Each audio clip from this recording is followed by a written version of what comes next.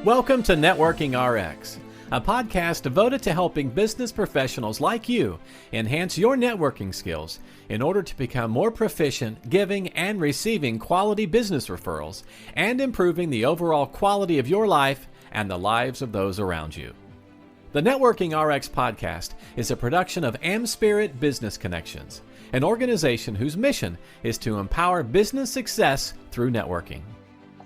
A few years ago, maybe about 18 months ago, actually, wasn't so long ago, I got a call from one of my franchisees saying, you know what, I think you need to take a look at Alignable. I'm on Alignable and I'm getting a whole lot of opportunities out of Alignable. And just some context, I got onto LinkedIn back in 2007, 2008, and have done a tremendous amount on LinkedIn. Have met a lot of people. It's been great, but I wanted to look at Alignable, and my approach to Alignable was pretty much my approach. It was going to just follow my approach to LinkedIn. I'm going to reach out. I'm going to connect with people. I'm going to try and find ways to add value, and I'm going to not try to get people off of Alignable, but get them into a one-on-one conversation, either in person, generally over Zoom, because I'm meeting people really. Certainly with Alignable, it's mainly around North America because that's where it's limited to.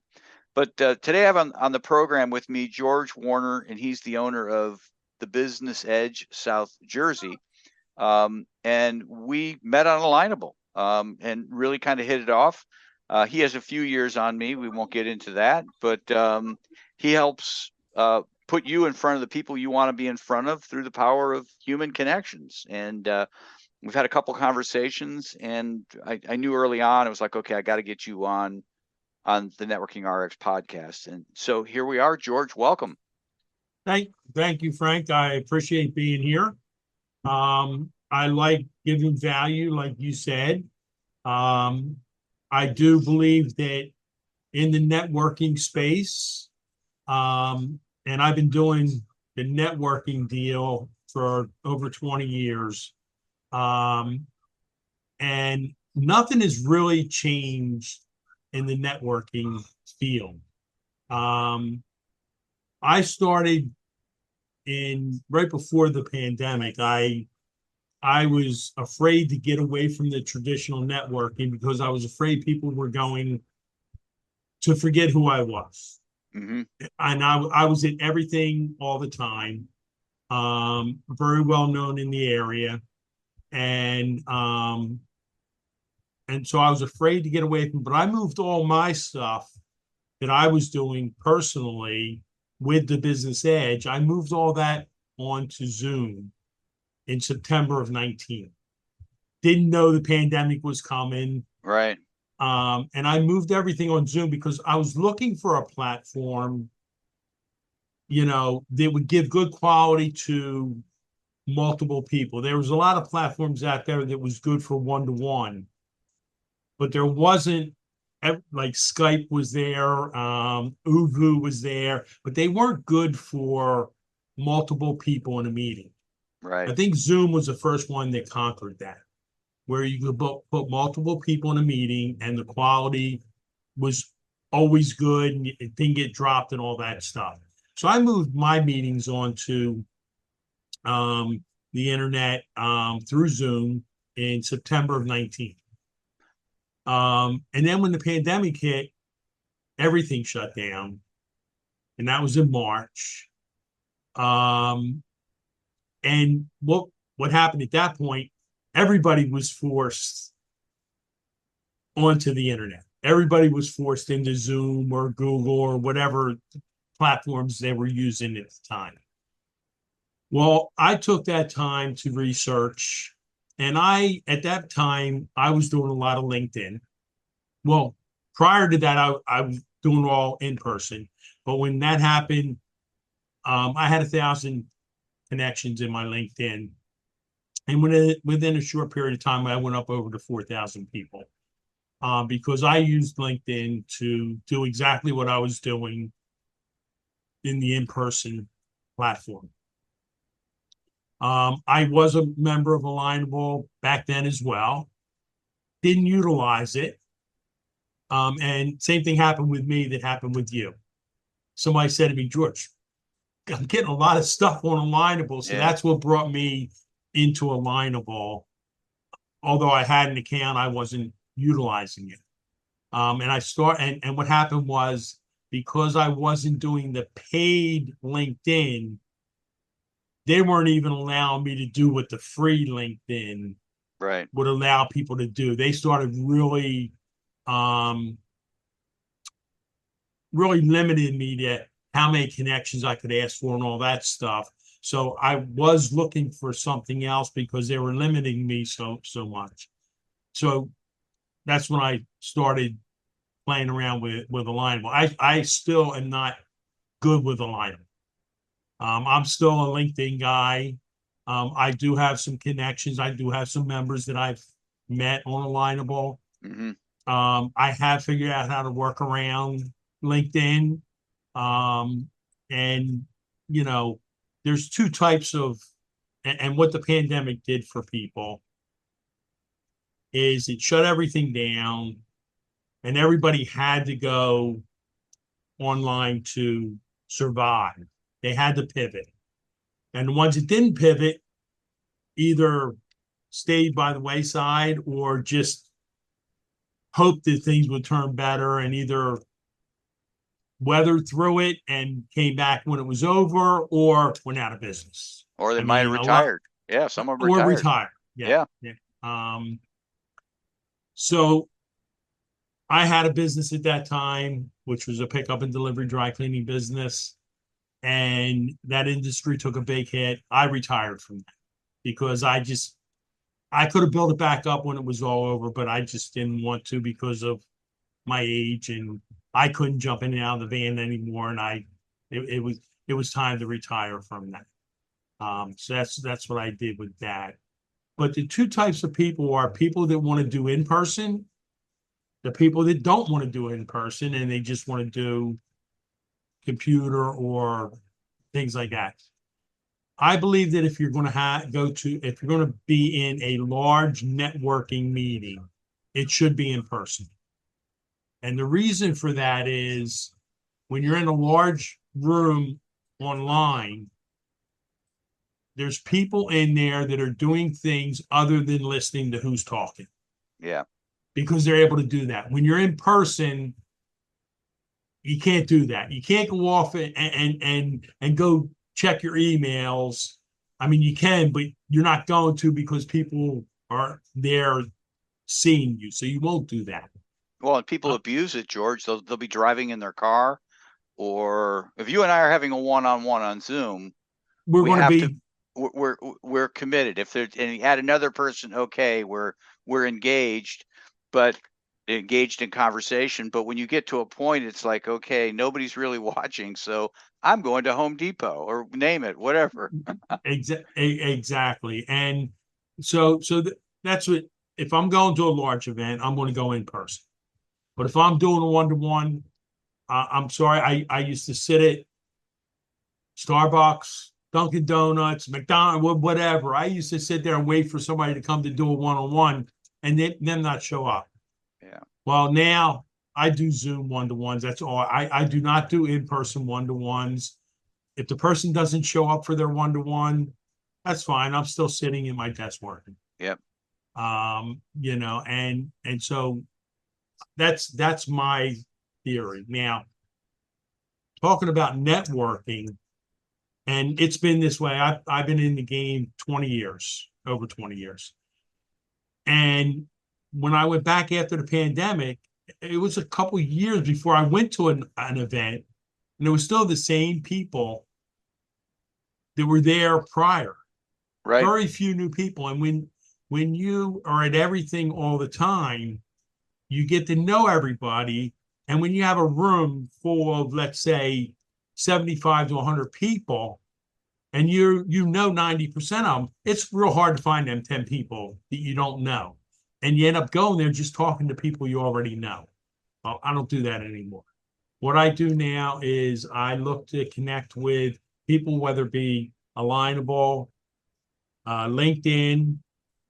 I don't use Facebook because I'm a business to business. I do know Facebook. If you're a business to consumer type person, Facebook is a great place to do that. And Google. I mean, Google is one of the least utilized platforms there is out there. I don't believe in cold calling. Never have.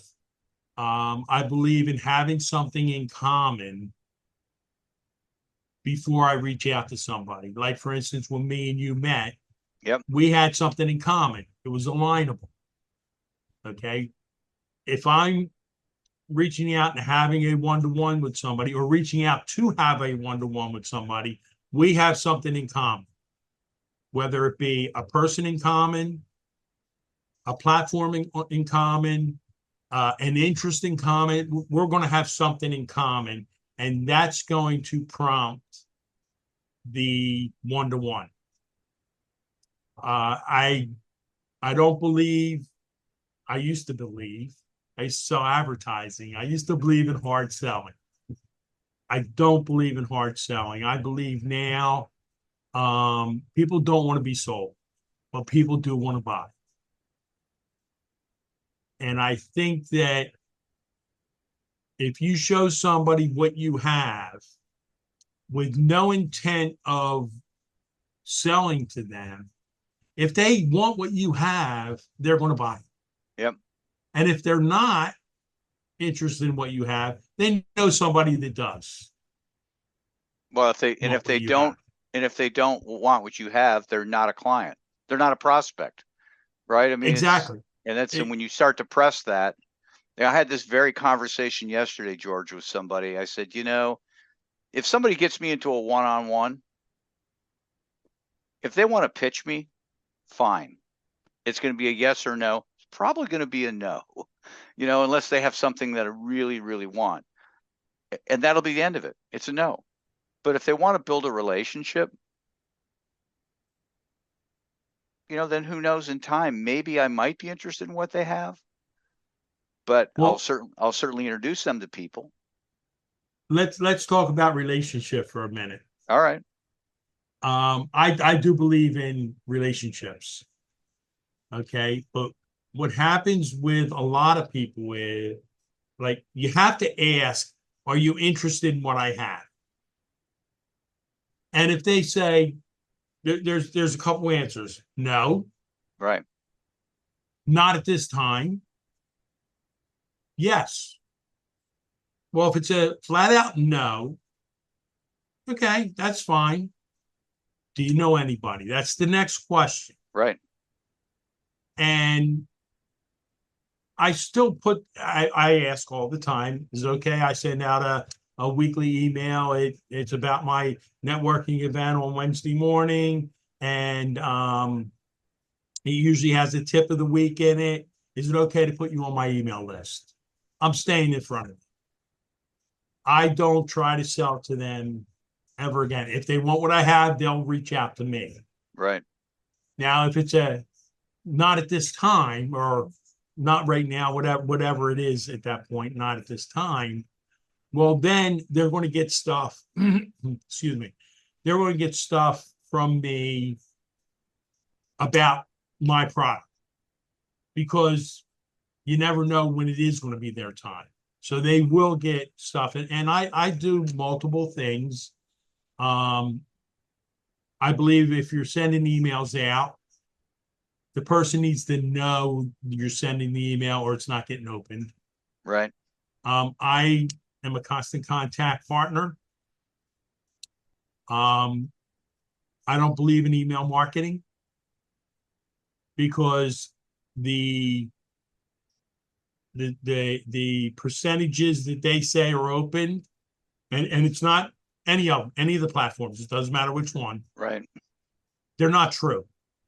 Because what happens is most people are using a secondary platform. Like, for instance, my emails go to my Outlook.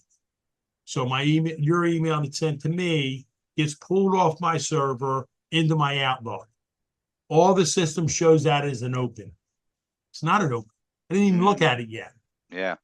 And then the preview on that, every time I go down to click the delete, it's going to preview it. That's an open. No, it's not. Didn't even look at it. I'm deleting it. Right. Now, what I highly recommend, and I like to give value whenever I do something like this, I highly recommend putting a link in your email to something. This way here, if somebody clicks a link, you know they opened it. Right. Now they're a prospect. They opened something they were interested in. So you know they opened it. Now you can follow up with them. Again, you have something in common. They opened your email. And I believe that I believe in going from prospect to referral partner. I think if somebody has been in business more than 5 years and they're still prospecting, they've done something wrong. And what I think that something wrong is they're not utilizing referrals from their customers. Right. Everybody asks for referrals at the time of sale. Very few go back and ask for referrals on an ongoing basis. And I think that's because they're too busy prospecting and chasing the next sale. They don't have time to do that. But if they would do it properly, the next sale would come without them doing it. Yeah. Leads and referrals. Okay. Can you share the distinction for people? Okay. Referrals is somebody that needs your product, wants your product, and knows that you're going to call them about your product. That's a referral. A lead is somebody that needs your product. They don't know they need it, but and a lead in my book is somebody knows them and you can use that somebody's name to have a conversation with them. See, that's why I said I don't cold calling works. Cold calling didn't work. You wouldn't get 10 calls a day Right. of somebody trying to sell you something. Cold calling does work. Very discouraging. It takes a special kind of person to want to do that. And most business owners I know don't want to do that. But if you have something in common with that lead, it's still a cold call, but it's a warm cold call. A lot easier to make and a lot better reception on the other line, on the other side. What do you mean by warm cold call? Okay, let's say for instance, I'm looking to connect with a financial person Right. that sells annuities and life insurance. Right. I call you up and I say, Frank, do you know any people that sell life insurance? And you say, yeah, I know somebody that sells life insurance. Okay, good. Can you send me their contact info? Now, when I call that person, we'll call him John. When I call John, I can say, number one, he's not going to answer my call because he doesn't know my number. Most people are not picking up the phone if they don't know who's calling. So it's going to go to Right. voicemail. Well, I'm going to leave a message. Hi, John. How you doing? My name's George Warner. Frank thought it would be good for us to have a conversation. Can you call me back? Gotcha. Okay. I'm not going to say every time, but a good percentage of time, John's going to call me back. Okay. Now, at that point, then I can tell him why I'm calling. I just did a sales training with an insurance company a few months back, and a friend of mine asked me to help him. Right. And I asked him what the topic was. They told me cold calling, and I laughed. I said, Manny, you know how I feel about cold calling. Why would you want me to help you? Yeah. He said, George, he said, you bring a special touch into cold call. And I'd like you to be there to show that. I said, okay. So I helped them, and sure enough, one of the people in the class wanted to see it done, and just out of the blue, I did it and showed them that it does work. And got an appointment with the guy I called, for the following week. And that's what it's all about, getting an appointment with a cold call. It's not about selling your product. Again, that goes back to, let's have a conversation. Let's see if there's a need. And let's see if you're interested in that.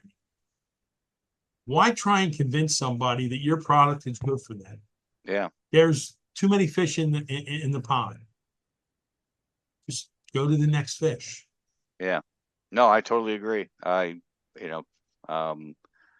People cold calling are making assumptions that they have no idea whether they're true or not. So I don't know.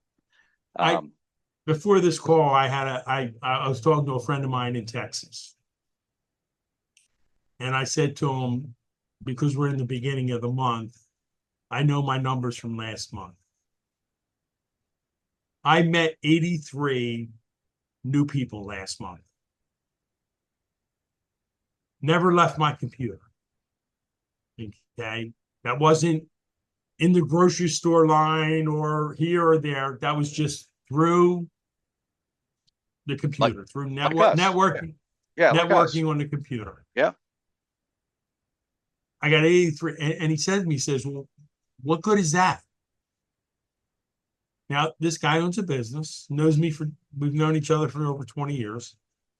I said, Marty, that's 83 prospects. That's what that is. 83 prospects. We met. We know each other enough that I can reach out to them and have a one-to-one with them. I know people that go to every networking event there is, in-person networking event, online networking event. That's all they do is network, and they haven't met 83 new people. Yeah. That's what I do. Let's shift gears here a little bit as we kind of wrap up. The Business Edge, South Jersey. You want to share about that? People are interested. I assume that's on Zoom.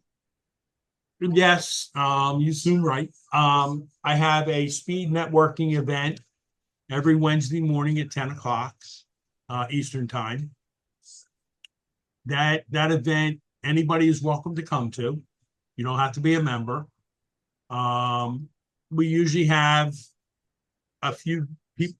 We usually have at least one person that you won't know. I usually tell people, if they come on there, I kind of guarantee you that you're going to meet somebody you don't know. It's an hour long. I guarantee you're going to meet somebody you don't know, because there's always guests on there. And like I said, that's 10 o'clock on Wednesday morning. We have that every week. Well, we have that 50 times a year. The only time we don't have it is if I'm on vacation or I'm away or something like that, because I used to let somebody else run it, and it just got really bad. So I don't do that anymore. I just don't have it. People know about that because they go on my email list, and I send out an email every week about that with a tip of the week about sales. I wrote a book. Well, I didn't write. I wrote a course called Common Sense Sales. And then what we have is what's called a boardroom meeting. Okay, the boardroom meeting is where we give leads to each other, and I have a whole software system in the back end that gets that lead from the meeting to you. That is a member-only event. Now, if anybody wants to go to thebusinessedgesj.com, there is a 2-minute video on there that shows how the boardroom meeting works. That's one of the main values of becoming a member, To be a member, I have it worked out to where a person can pay one time. It's a $250 investment. They pay one time and they'll never have to pay again if they're working the system of the Business Edge. And anybody wants to talk about that, I'd be more than glad. Right on the site, you can schedule a meeting with me to go over all that. The second advantage to being a Business Edge member is I give 6 hours or 6 sessions with the members on anything that has to do with sales of your business or what you need to do or what you want to do, and I'll help you do that. Like, for instance, I have a member that said something in the meeting today, George, I'd like to have a session with you so you can go over LinkedIn with me. I said, okay. And I took my calendar link and set up a session Right. Early next week so I can show her some stuff on LinkedIn. And we can do anything in the sales process. The other advantage to that is I have a group called South Jersey Business Alliance. It's a LinkedIn group. Anybody can join that group, but only members of the Business Edge can post in that group. Gotcha. There's over 2,400 members in that group, and they can post in that group every day if they want to, providing they're posting something about their business, or I don't put any like I okay all the posts that go on there. I won't post any controversial subjects. Right. I will not post on there. It has to be business related or something they're doing or something like that. Well, I appreciate your time today. Best way to get a hold of you is through the businessedgesj.com, correct? Yes. All right. I will get that in the show notes. So for our listeners, appreciate your time today. Thank you. Hey, Frank, it was a pleasure. It really was. I do think, do we have time to talk about you a little bit? Go ahead. Yeah. Okay. I do believe in networking with the same people. And from what I understand, well, my belief is once you put food around the table, it's not a business meeting anymore. It's a social gathering. Right. And I believe your AmSpirit is no food involved. And it's a meeting about business and passing referrals. So I think anybody, if they're able, I think they should look into that. I do believe that you should belong to an organization. If you're going to go into that type of networking, you should belong to an organization that has multiple meetings and an organization. I know a lot of people that break off from them and they have their own. In all my years of networking, I have found one that really broke off from a big organization, and they're still meeting to this day. But that's the only one I know that ever actually made it. And it was like 10 people that just had a good relationship with each other, and they just stayed with that good relationship without the organization. But most of the time you need an organization behind you to keep it glued together. Well, otherwise it falls apart. I appreciate the plug. Thank you. Okay. Thanks, Frank. It was great. Thanks for joining us on the Networking RX podcast. Please put what you've learned into action today and let us know if you have questions, comments, or ideas for future topics. You can email them to us at podcast@amspirit.com. That's AmSpirit.com. Finally, so you never miss an episode, be sure to subscribe to the Networking RX podcast through iTunes, Overcast, or however you receive your podcasts. Now get out and network with someone. The Networking RX podcast is the copyright production of AmSpirit Business Connection. All rights reserved.